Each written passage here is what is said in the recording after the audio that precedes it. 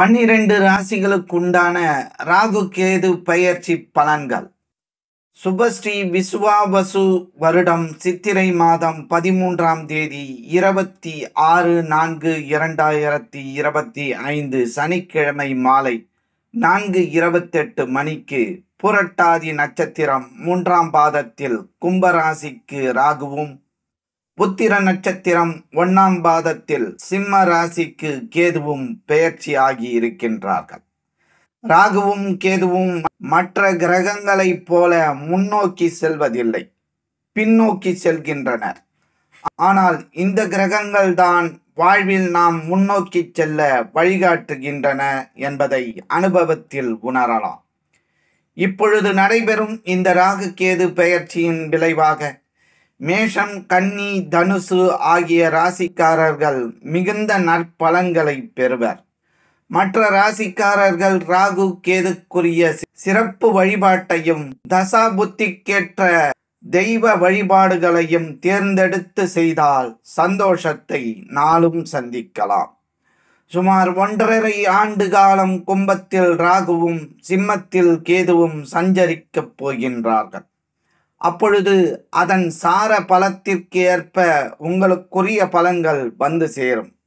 கடகத்திற்கு அஷ்டமத்து ராகு, கும்பத்திற்கு ஜன்ம ராகு, மகரத்திற்கு அஷ்டமத்து கேது, சிம்மத்திற்கு ஜென்ம கேது என்பதால் மிக கவனத்தோடு செயல்பட வேண்டும். மேற்கண்ட ராசிக்காரர்கள் நாகசாந்தி செய்து கொள்வது நல்லது. இந்த அடிப்படையில் 12 ராசிகளுக்குண்டான ராகு கேது பயிற்சி பலன்களை இந்த பதிவினில் நாம் அறிந்து கொள்வோம்.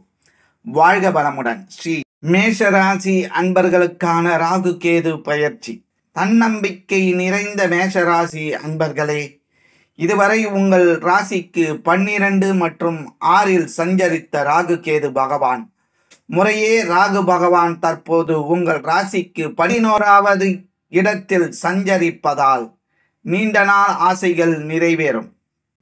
எடுக்கும் முயற்சிகளில் வெற்றி, பொருளாதார நிலையில் உயர்வு, திடீர் தன லாபம், எதிர்பாராத அதிர்ஷ்டம், பதவி உயர்வு, ஊதிய உயர்வு, முக்கிய பிரமுகர்களின் நட்பு, அதன் மூலம் ஆதாயம், மக்களிடையே பிரபலம் அடைதல் ஆகியன உண்டாகும்.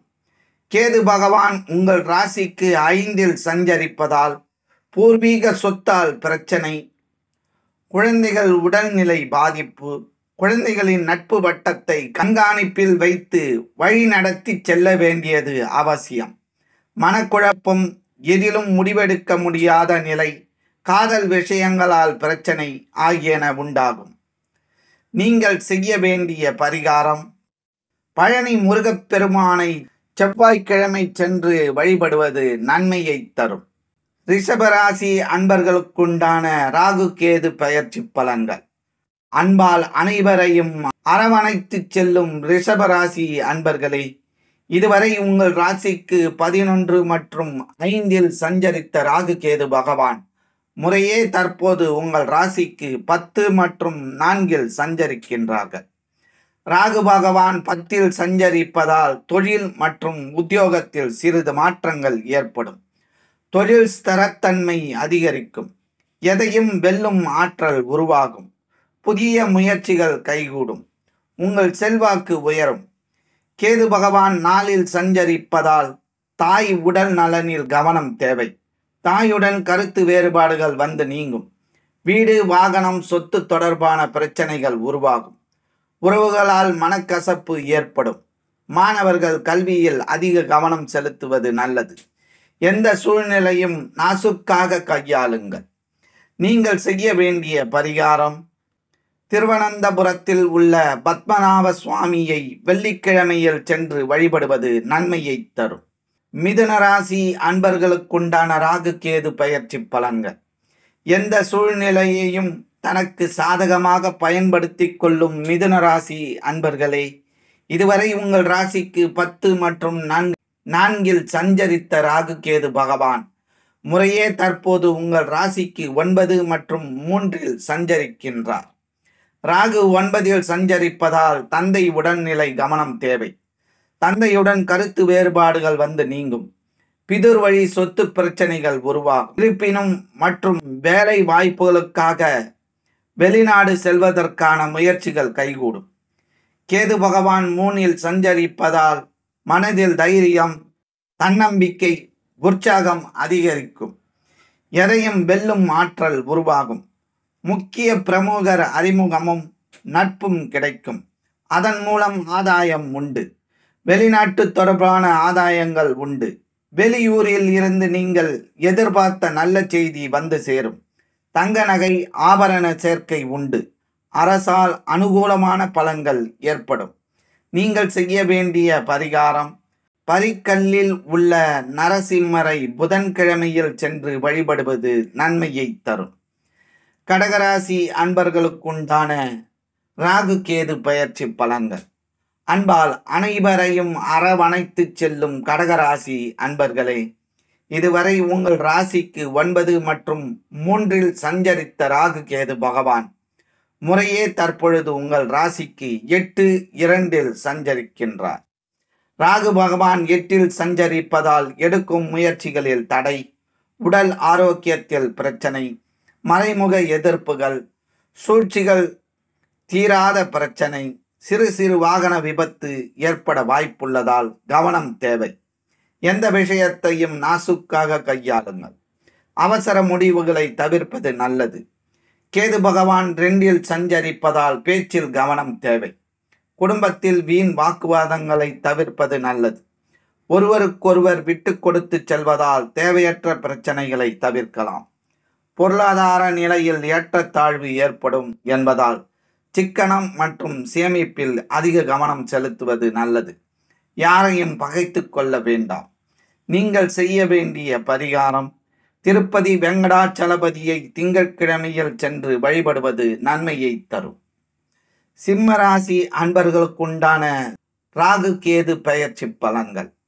கம்பீரமான தோற்றமும் அரசியல் அறிவும் மிகுந்த சிம்மராசி அன்பர்களே, இதுவரை உங்கள் ராசிக்கு 8 மற்றும் 2இல் சஞ்சரித்த ராகு கேது பகவான் முறையே தற்போது உங்கள் ராசிக்கு 7 மற்றும் 1இல் சஞ்சரிக்கிறார்கள்.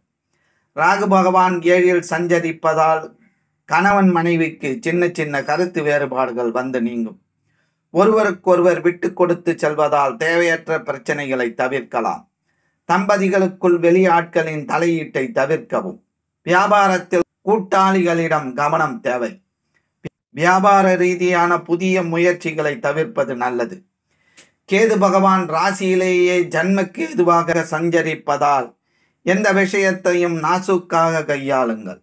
மனதில் ஒரு மாதிரியான வெறுப்பு, விரக்தி, துறவரம் செல்லலாமா என்ற எண்ணம், எதிர்மறை சிந்தனை, எதிர்காலம் பற்றிய பயம் உண்டாகும். எதிலும் முடிவுகள் எடுக்க முடியாமல் திணறுவீர்கள். யோகா, தியானம் போன்றவற்றில் நாட்டம் செலுத்துவது நல்லது. ஆன்மீக ஈடுபாடு அதிகரிக்கும். விரும்பிய ஆலயங்களுக்கு சென்று வருவீர்கள். நீங்கள் செய்ய வேண்டிய பரிகாரம், சிங்கப்பெருமான் கோயிலில் உள்ள சிங்கப்பெருமாளை ஞாயிற்றுக்கிழமையில் சென்று வழிபடுவது நன்மையை தரும். கன்னிராசி அன்பர்களுக்குண்டான ராகு கேது பெயர்ச்சி பலன்கள். மற்றவர்களை எளிதில் கவரும் கன்னிராசி அன்பர்களே, இதுவரை உங்கள் ராசிக்கு 7 மற்றும் 1இல் சஞ்சரித்த ராகு கேது பகவான் முறையே தற்பொழுது உங்கள் ராசிக்கு 6 மற்றும் 12இல் சஞ்சரிக்கின்றார்கள். ராகு பகவான் 6இல் சஞ்சரிப்பதால் எதிரிகள் விலகிச் செல்வார்கள். போட்டிகளில் வெற்றி பெறுவீர்கள். எதையும் வெல்லும் ஆற்றல் உருவாகும். வழக்கு விஷயங்கள் சாதகமாக மாறும். கடன் பிரச்சனைகள் கட்டுக்குள் வரும். நீண்ட காலமாக வங்கிக் கடனுக்காக முயற்சி செய்து கொண்டு இருப்பவர்கள் வங்கிக் கடன் கிடைக்கும். உத்தியோகத்தில் உயர்வு உண்டாகும். பொருளாதார நிலை மேம்படும். உடல் ஆரோக்கியம் பெறும். கேது பகவான் 12இல் சஞ்சரிப்பதால் ஆன்மீகத்தில் நாட்டம் அதிகரிக்கும். நீண்ட நாட்களாக செல்ல வேண்டும் என்று இருந்த புண்ணிய ஸ்தலங்களுக்கு சென்று வருவீர்கள். நீண்ட தூர பயணங்கள் மற்றும் வெளிநாடு தொடர்பான பயணங்கள் உண்டாகும். யோகா மற்றும் தியானம் போன்ற விஷயங்களில் மனம் லயிக்கும். வீண் விரயங்கள் கட்டுக்குள் வரும். இருப்பினும் மருத்துவ செலவினங்கள் உண்டு. நீங்கள் செய்ய வேண்டிய பரிகாரம், சிங்கிரி கோவிலில் உள்ள நரசிம்மரை புதன்கிழமையில் சென்று வழிபடுவது நன்மையை தரும். எங்களுடைய பதிவு உங்களுக்கு பிடித்திருந்தால் லைக் பண்ணுங்க, ஷேர் பண்ணுங்க. மீண்டும் தொடர்ந்து இது போல பல பதிவுகளை பார்ப்பதற்கு எங்கள் சேனலை சப்ஸ்கிரைப் செய்து பெல் ஐக்கானை கிளிக் செய்து கொள்ளவும். நன்றி, வணக்கம்.